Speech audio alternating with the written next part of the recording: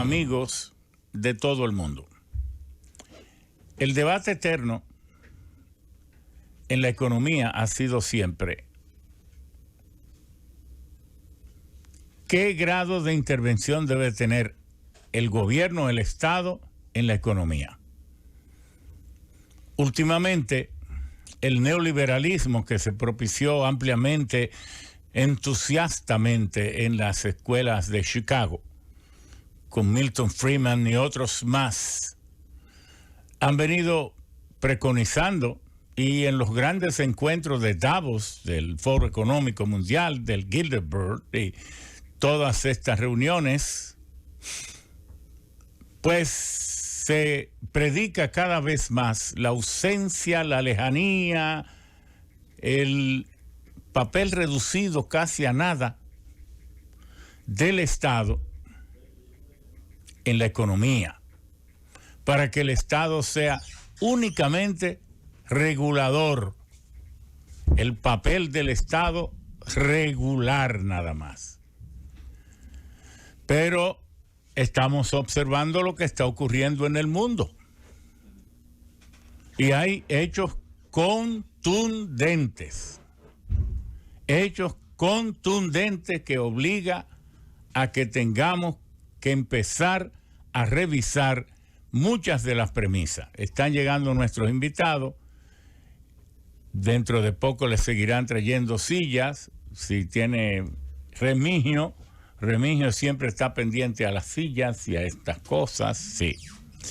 Pues bien, últimamente han ocurrido cosas que son contundentes. ¿Cuáles son?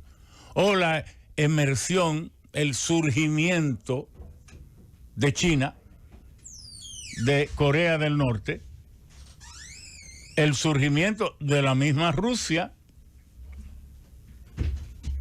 el surgimiento de Singapur, el surgimiento de muchas otras naciones con modelos económicos absolutamente distantes, y también estamos ante la realidad dominicana, donde el Estado de manera negativa tiene el gobierno una presencia en la economía brutal, solo que la tiene a favor de los más ricos. Y por eso se confirmó un gobernador que su gran éxito ha sido provocar la mayor concentración de la riqueza que jamás ha tenido esta república en toda su historia, que manejó más de 15 años de crecimiento por encima del 5%, y al pueblo, al 70%, le tocó poca cosa y lo premiaron porque ha manejado la economía para el 30%. Por eso fue que lo premiaron, porque ¿cómo lo van a premiar si no pasamos todo el tiempo criticando una economía porque era la mala y entonces resulta que ahora es la buena? Enviándole mensajes al pueblo que la gente se disloca, no es que la gente sea tonta, es que piensa que si el que hizo eso es tonto. Eso es lo que pasa. La gente dice, pero ¿y será tonto él? Porque yo no lo soy. Entonces, eso es como la permisividad que se permiten los presidentes cuando son electos. Hoy, ¿cómo un presidente va a ir el tercer día de electo a visitar a un empresario privado que es el socio de la empresa que está siendo juzgada por ser la más corrupta en el mundo? Y tú lo vas a visitar, pero ¿a nombre de quién? ¿Por qué tú no lo hiciste antes? ¿Por qué no lo hiciste en campaña? Entonces porque te eligieron ya tú eres el dueño de todo. No, todas esas son las cosas que esta democracia tiene que empezar a desmontar porque están mal hechas, porque no pueden ser. En el Estado Dominicano no hay mayor intervención en la economía, solo que es a través de 200, casi 300 mil millones de pesos de exenciones, pero exenciones a la pequeña y a la mediana empresa, a la pequeña ganadería, a los pequeños productores. No, esas exenciones, mientras más grandes son las empresas, más. Pero después, aún, y no estoy hablando de este gobierno solamente, estoy hablando de los gobiernos dominicanos. Porque después de la reforma arancelaria y tributaria del 92 y 93 se debió haber, como nosotros exigimos, barrido con todas esas exoneraciones, porque esas exoneraciones eran válidas, porque aquí habían tasas arancelarias hasta de 400%. Entonces el que venía a invertir aquí decía, pero esto es una jungla, vamos, pónganse por lo menos a la altura de las demás naciones. Entonces se correspondía que le hicieran contratos especiales. Los impuestos eran internos, eran alocados, pero después que se homologó el sistema de tarifario arancelario y después que se homologó los impuestos a las corporaciones y a todo eso, ¿y a qué se dejaron esas exoneraciones? Como templos de privilegios. Bueno, y usted quiere una mayor intervención del Estado como esa. Decirle a una empresa, usted no va a pagar porque usted es grande, pagar impuestos. Y esto es una línea del neoliberalismo, por eso el neoliberalismo acaba de perder la moral, no tiene moral para hablar en ninguna parte del mundo. Porque en Estados Unidos ahora los Bill Gates, los Bezos, los Zuckerberg, los Buffett, todos son los primeros evasores con triquiñuelas legales. Viven en una sociedad haciendo millones y millones en una sociedad y no le tributan y no le aportan, cuando ese es uno de los principales deberes ciudadanos. Y esto de los impuestos, debo decirlo, aunque a usted no le cobren los impuestos, como la Constitución manda que usted tiene que contribuir al Estado, vaya y averigüe para que le cobren si no le han cobrado, porque usted está violando la Constitución de la República y eso lo debe saber mientras más dinero tiene usted, más debe saberlo, que no debe ser evasor y que no debe poner la clase media y al pueblo de pendejo a pagar por todo. De manera que el neoliberalismo lo perdió todo y lo ha perdido aquí más. Porque ¿qué otra intervención del Estado más grande que la de haberle pagado en parte los salarios a las empresas formales? Porque a las informales, que son más, no se los pagó. No se los pagó porque la Constitución solo manda que se pueda dar subsidios o donaciones a la pobreza extrema, pero a lo otro no lo manda. Pero ¿y qué mayor intervención del Estado que el control de los precios de los combustibles, de los bienes no sustituibles, donde el Estado fija el precio? Y ahora, en medio de la pandemia, en diciembre, le aumentaron otra vez los márgenes de comercialización mediante 2 resoluciones, aumentando margen de comercialización a los distribuidores, a las gasolineras y a todo eso, para repartirlo en que se cumplen el año entero, porque el ministro no se atreve a decírselo al país. Y quiero aclarar aquí que a mí nunca me ofrecieron Ministerio de Industria y Comercio, como dice la red, ni me interesa, ni lo acepto, ni acepto otros cargos. Yo no ando buscando eso. Todo el mundo sabe que casi todos los cargos, excepto uno que yo he tenido, es porque me han electo. Y procuraré que me elijan para otra cosa mayor también. Así es, nosotros somos así de claro. Pero, ¿dónde es que el Estado justifica su intervención en la economía? Cuando hay desequilibrio, cuando el mercado funciona imperfectamente, cuando funciona bajo estrés. Por ejemplo, el shock externo que hay ahora debido a la desarticulación de los equilibrios económicos, productivos, financieros que incluían el transporte a nivel mundial. Entonces se han desatado los demonios y los fletes han subido de manera impresionante, han subido los commodities, que es otra manera de decir materia prima, y también han subido otro producto inexplicablemente, incluyendo el oro.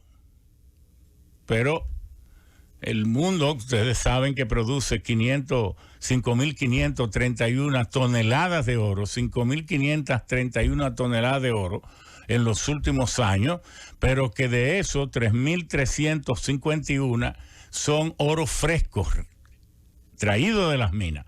Pero como el oro es tan valioso, la gente le quita los dientes a los que se mueren, recupera el oro de los catalizadores catalíticos, de los convertidores catalíticos de los autos, de las computadoras, las joyas que se rompen. Entonces hay un oro secundario que pasa de las 2.000 toneladas y así llegamos a los 5.531 toneladas anuales. Y el oro va en alza porque el oro ha sido el refugio en todas las épocas de nerviosismo económico, el refugio del resguardo de la riqueza. Porque el dinero no es riqueza, el dinero es, primero, una unidad de medida. Segundo, un punto de referencia para los valores. Tercero, una unidad para el ahorro, para referir la riqueza en el tiempo. Pero el dinero también es el testimonio de que la riqueza se produjo y está en circulación en el mercado aún después de haber sido consumida. El dinero es un testimonio de que la riqueza se produjo y tiene derecho a circular en el mercado aún después de haber sido consumida. Porque hay bienes de consumo y bienes duraderos. Y entonces el oro es el mejor refugio. Todo el que tiene dinero, ahora que ahora los bancos en Europa y en Estados Unidos, que siempre van a una, porque aquí hay mucho que decir, porque la Federal Reserve System, el sistema de la Reserva Federal, fue creado en 1913 en Jekyll Island, en Georgia, y allí asistieron senadores, grandes empresarios, políticos a darle un golpe de Estado monetario a la humanidad, y se lo dieron con la reforma, con la creación de la Reserva Federal, donde las 18 familias más ricas del mundo, los Moses, los Rothschild, los Rockefeller y todo esto, los Vanderbilt, los Carnegie, todas esta gente, los 18 familias más ricas del mundo, se tomaron, pusieron en la ley que se aprobó de madrugada en el Senado, y un hecho insólito, porque fue un golpe acechado que le dieron a la humanidad con el dólar, y entonces se creó la Reserva Federal, que tiene 13 miembros.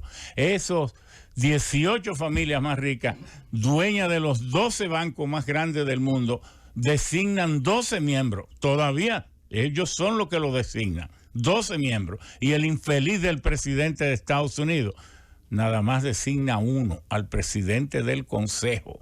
Y entonces cuando se emite un dólar que vale 4 centavos de dólar, pero cuando se pone en circulación vale 100, ¿quién se queda con los 96 centavos? Bueno, la Reserva Federal, a través del Departamento del Tesoro y estos 12 bancos, ¿y esos 12 bancos de quién son? De manera que el mundo está secuestrado. Y vamos a repetir estos programas. Lo que pasa es que uno a veces no encuentra suficientes personas con el suficiente dominio de estos temas, y entonces casi lo tiene que hacer uno solo, porque muchos o no quieren decirlo o no tienen la suficiente información, porque este es un tema que siempre se ha tratado como tabú. Pero esto hay que decirlo, y hay que decirlo fuerte, hay que decirlo como es, porque después que en Bretton Woods, cuando se creó el Fondo Monetario, el Banco Mundial y todas estas organismos principales, la Organización Mundial del Comercio, de las Naciones Unidas, para garantizarle que la igualdad de los estados, que fue el casi único resultado positivo de la Segunda Guerra Mundial, Entonces se reunieron en Bretton Woods, al norte de Nueva York, a crear todas estas instituciones. Los Lord Maynard Keynes, el gran premio Nobel de Economía, fue de Gran Bretaña representando la Escuela de Cambridge y el Banco de Londres y la economía del Reino Británico e Irlanda del Norte, y fueron con la propuesta de crear una especie de derechos especiales de giro, una moneda especial, pero se lo bloquearon los gringos, que habían emergido como la economía más fuerte, y entonces terminaron imponiendo el dólar. Pero ¿en qué condición fue? O que él iba a ser libremente convertible en oro y que el oro iba a valer $32 la onza. Pero todo esto se ha reventado porque el oro ahora vale casi 1.900, pero peor lo hizo Nixon el 15 de agosto de 1973. Nixon lo hizo. En un discurso ante la Unión dijo, "The dollar will not be backed by gold anymore." Ya el dólar no estará respaldado por el oro jamás. Because we do not know how much gold China produces, Russia, and all those countries. Porque no sabemos cuánto oro produce China, Rusia y todos esos países. Y de ahí en adelante, the dollar is a legal tender note. Es una moneda de curso legal. ¿Qué quiere decir? Que el valor del dólar se lo da usted y yo y todo cuando lo aceptamos. Ellos lo producen, no vale nada y nosotros le damos valor. Entonces la gran riqueza de Estados Unidos se la está regalando el mundo. Por eso, como cada año tiene que emitir más de 900.000 millones de dólares en nuevas monedas para ampliar la masa monetaria, para que en manos del mundo siempre haya dólar, para como el 73% de las transacciones se hacen en dólar, haya suficientes dólares. Entonces hay que aumentar las masas monetarias en circulación para reponer lo que se daña, que es mínimo, pero también para que haya suficiente medio circulante. ¿Y qué pasa? O que cada año entonces el mundo le regala a Estados Unidos esa cantidad de dinero. Usted lo sabía, que cada año, aún las naciones más pobres, le regalan al país más rico del mundo más de 900.000 millones de dólares. Se los regalan al aceptar el dólar, porque no vale nada y cuando lo pone en circulación adquiere valor. Entonces, ¿quién valoriza el dólar? Los que lo aceptamos. Por eso es que está tomando ya fuerza esto de las criptomonedas, que parece un disparate, pero que en el fondo no lo es. Lo más misterioso es cómo se hace el minado, cómo las máquinas que hacen el minado, y lo más misterioso es también, y lo más peligroso, es la volatilidad, porque en realidad no es nada tangible, no es ni siquiera como un signo tangible, pero ya hay un gobierno en el mundo, que es Bukele, que es El Salvador, que acaba de aprobar una ley para usar la criptomoneda al mismo nivel del dólar. Tengo la ley aquí, la hemos estudiado, le hemos encontrado 2 o 3 puntos débiles, pero ahí está lanzado el tema. Y ustedes verán que ese es el primer copo de nieve que sale, porque vendrán muchos más. ¿Por qué? Porque en el fondo China no está haciendo más todavía, porque China tiene más de 5 trillones de sus ahorros, los tiene en dólar, y está metido en el mismo barco que Estados Unidos. Porque, ¿qué fue lo que hizo Deng Xiaoping en 1973? 4 cosas. Primero, una nación, 2 sistemas. Una nación, el Partido Comunista, va a dirigir a China. Esa es la primera premisa. Segundo, habrá una economía de mercado. Tercero, China va a ahorrar el 50% de lo que produzca, porque decía Deng Xiaoping, ¿por qué la gente se pregunta por qué hay naciones pobres? Porque el hombre siempre ha sido pobre. Lo que deben preguntarse, ¿por qué hay naciones ricas? Porque eso es lo raro. ¿Por qué la riqueza del hombre? porque la pobreza ha sido siempre. El hombre nace pobre, siempre ha sido pobre. Entonces, como es la pobreza la que genera la riqueza, China va a ahorrar el 50%. Y si ustedes tienen alguna computadora, búsquense en la clave de la CIA, que yo me busco mis cosas, y la clave de la CIA es CIA Factbook, The World CIA Factbook. Búsquenselo ahí, entren hasta con sus teléfonos celulares. Y verán que hoy, aún hoy, siendo tan rica como ya lo es, China ahorra el 44.2% de todo lo que produce. ¿Quién demonio le puede caer atrás a esa nación? ¿Y por qué estamos diciendo todo esto en un análisis como el que hacemos hoy? Porque parece que el fin del neoliberalismo llegó.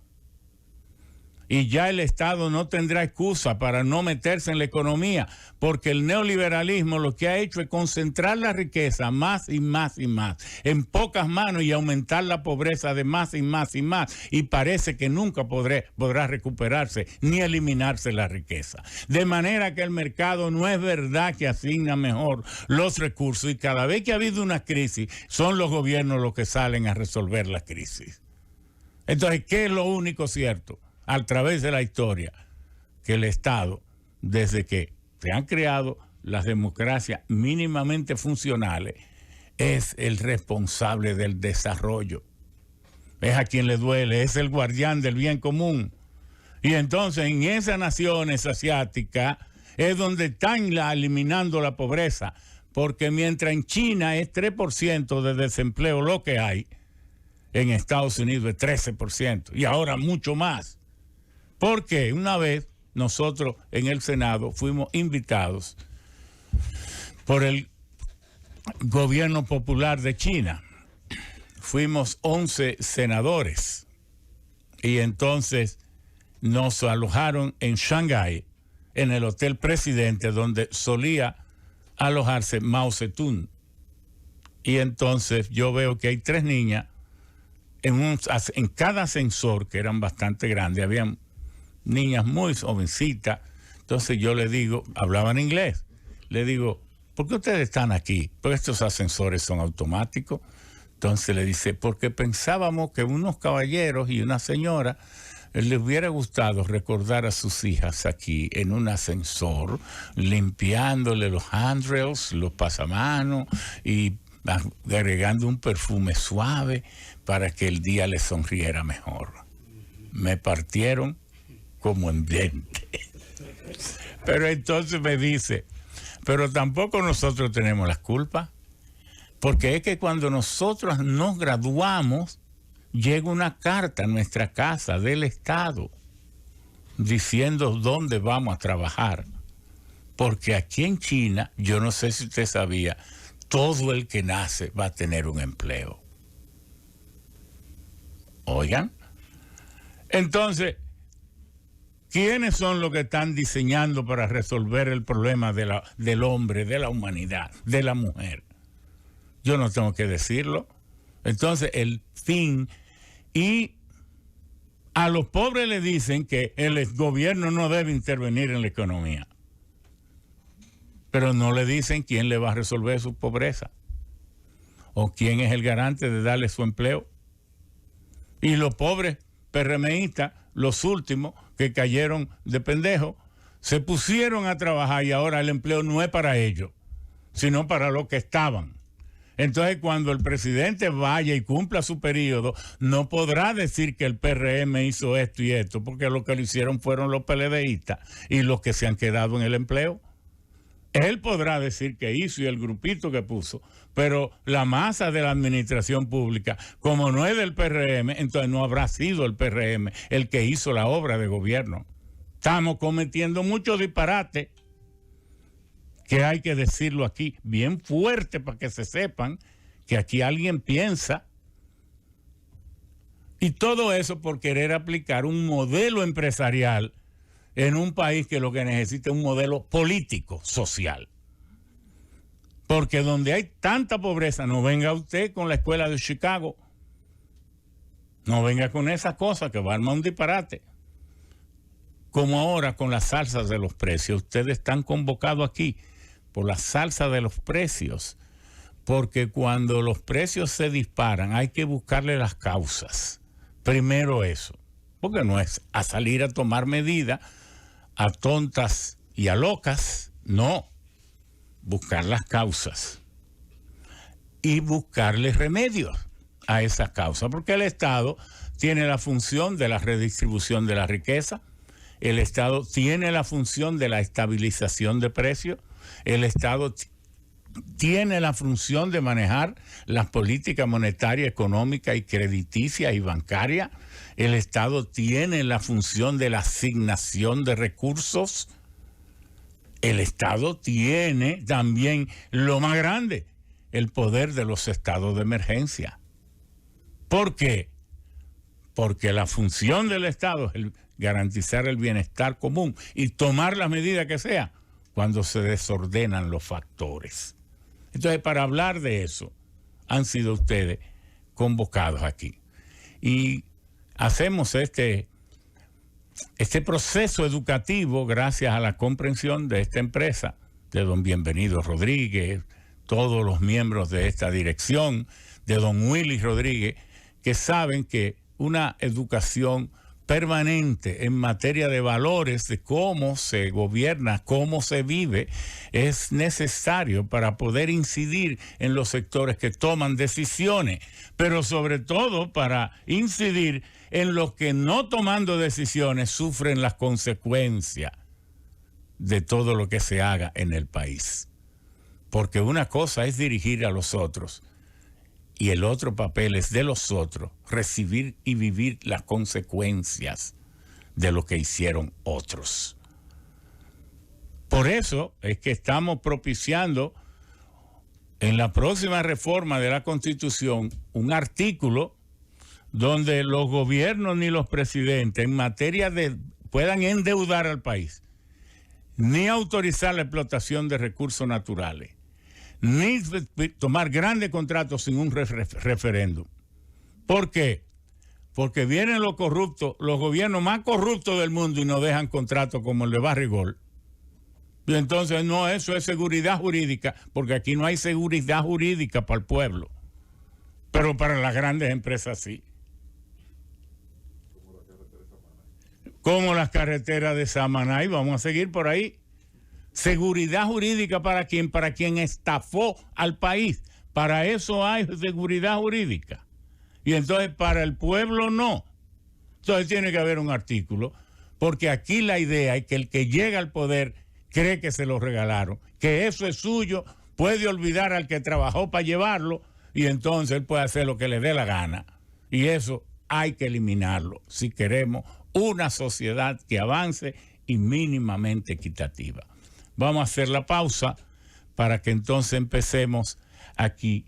Antes de esa pausa, usted me va a perdonar, Remigio, es que he invitado a Esteban y Bienvenido Hernández, que son para mí de los ingenieros más preclaros de América Latina. Son dominicanos, porque ellos son los que han hecho el puente más audaz que hay aquí, que los dominicanos todavía no lo han valorado como tal, que es el puente del tren, del metro que une a Santo Domingo Este con el Distrito Nacional, el de la 17, que está en los récords de los mejores puentes del mundo, o tal vez uno de los más.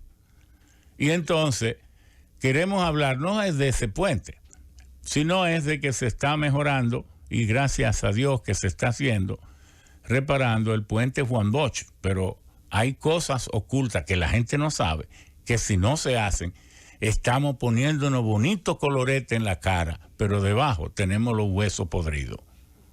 Y entonces la cara nos puede colapsar. Ojalá que no pase.